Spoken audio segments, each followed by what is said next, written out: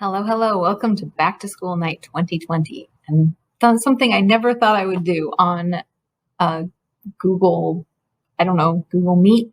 I'm assuming that's where we're meeting right now. So this video is everything that I think, well, it's not everything. It's a little bit of what you need to help your kids this year. I'm going to do my best to do everything I can to make this as easy to understand as possible for you guys and for the kids. I spent 2 weeks going over this stuff over and over again with them, trying to help them understand how everything works. And I'm going to try and do this in like 6 minutes for you. So you might have to ask them what I mean by something. But hopefully this will help give you a little bit of an insight into what they're doing. So first thing, let's talk a little bit about me. I like to get a little bit personal before I just get into the meat and potatoes of everything. So I'm a Riverside native.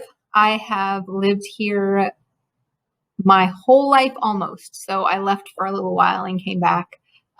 Couldn't stand to be away. I love it. I've been a middle school teacher for 14 years now. This is my 15th year, I think. It might be my 16th year. I don't remember. There's a little certificate right there on the wall that says 10 years of service. I could look at that and find out what year that says, but I don't remember. But I've been doing this a while, and I've become an 8th grade expert. I've been teaching 8th grade almost exclusively most of the time. So I love 8th graders. They're kooky and crazy, and they keep me insane. I'm in love with teaching. I love to teach kids, have them have those aha moments, help them to learn how to become more critically thinking human beings, how to be wonderful members of our society. Math, I love teaching math too, but math is not what I love teaching. I love to teach in general. So if you look at my life, you'll see me teaching all sorts of things to all sorts of people. I'm one of those annoying people who will try to explain things when you really don't want them explained. They just want you to do something. So yeah, I love to teach. So here's my email address. I'm Marit Green, and you can find me at msgreen@riversideunified.org. Don't forget that S. Michael Green is so tired of forwarding me emails, and I'm sure he misses some every once in a while. So that S is there because I came here after him. He was actually the IT guy who gave me the email address. So how does this whole thing work? Let's get started with an overview of a typical week, because this is all different and new. So every day that your kids meet with me, there's 2 parts to the day. There's an asynchronous part and there's a synchronous part. Wednesdays are different. So we're going to start by talking about when they do what. So your student should be doing work for my class 2 times per day on the days they have me. So I'm just going to pretend you're in my first period class, because on Monday, Thursday, and Wednesday, so Monday, Wednesday, and Thursday, I see my first period, my 3rd period, and my 5th period. Then on Tuesdays, Wednesdays, and Fridays, I see my my 2nd, 4th, and 6th period. No, yes, that is correct. See, I've got it down. I'm good. I've got it. Maybe not. I do. I show up to the meets most of the time. I've only gone to the wrong one once. I caught it really quick when no one was there. But anyway, in the morning, your students meet with me in a meet. So we talk together in a meet. A lot of the time they'll be doing breakout rooms where I have these Chromebooks that I have sitting here, and I'll be in all of the meets all at the same time, talking to all of the different groups. I can listen to them, and when I hear something that I need to help them with, I can chime in. But I really want them to work together and get to know how working together works, because we have to work together with other human beings for the rest of our lives, even if it's in this weird virtual world. So trying to get them used to that. They're still having trouble talking to other human beings. They're like afraid that they're going to say something wrong. And I'm trying to help them understand that it's okay to say something wrong. But in the morning, that's what they do. We're practicing. We're not learning math. I'm not going through a lesson step by step. They've already learned the math because in the ed puzzles that they do in the afternoon, that's when they learn the math. So the asynchronous time, the afternoon part, is not optional. That is the most important part mathematically, because if they are going to learn the standards, this is where they do it. I don't learn well in front of a screen listening to someone talk at me. So I don't teach that way. I make a video of myself teaching it that they can pause, they can rewind, and they have questions that pop in to make sure they're paying attention.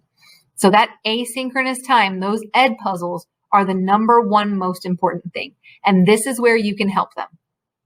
If you sit down with them, maybe 3 times total, and watch the video with them and show them what it means to be an active listener, where you actually show them, okay, look, Mrs. Green just said something that I think was important. I'm going to write that down. Have their book in front of them and show them, look, what Mrs. Green just did on her screen is right here in your book. Show them that so that they can make that connection, because it's hard in this weird virtual world. And if they have you to do that maybe 3 times, they're going to understand it. But with me saying, okay, dude, I can only repeat myself so many times, and I'm trying to help them understand it, but I can't actually touch their book and show them things. I can hold mine up and show them mine, but it's hard for them to see it. So if you could help them with that, that would help them so much. Wednesdays are different. In our Google Meet, we're either going to work on a quiz or a problem-solving activity. I call them problems of the week, so they have not done one yet, so they don't know what they look like. So that's what we do on Wednesdays. In the afternoons on Wednesdays, I recommend they do their homework. So every week on Sunday night, I assign 4 homework assignments on Khan Academy. Every Sunday they will get 4 assignments, and the following Sunday they will always be due. So that means on Sunday nights I'm doing some work, but that's okay. It's not very much work. I can handle it. So on that Sunday night, I assign them the Khan Academy homework. I'm not looking at it yet because it's not due. That previous assignment isn't due until Sunday night at midnight. So the following Monday, I'll put all that stuff in the computer, hopefully. Give me grace, guys. I have so many things that I'm trying to keep track of. It's getting crazy. But Wednesdays, that's a little bit of how Wednesdays work. I think you kind of get an idea of how the week runs. The kids understand when they go where. So they don't need you to understand that. They just need you to help them understand the asynchronous versus synchronous. So let me say again, asynchronous is on their own. They're doing an ed puzzle. In my class, I'm going to stick with it. I'm going to keep it being an ed puzzle for the rest of the year. There might be things embedded in the ed puzzle, but it's going to be an ed puzzle because I need consistency. For me, if it's not consistent, it drives me bonkers. Synchronous. Synchronous is when I'm talking to them and we are actually interacting, and they're working in small groups on the Chromebooks or on my Chromebooks. Doesn't matter where they are. They're working in small groups. They're practicing the math. So those are the most important things for you to understand, asynchronous versus synchronous. And then the Khan Academy homework is all due on Sunday. So, also during the synchronous time, they have some sort of classwork assignment that will be due that same day.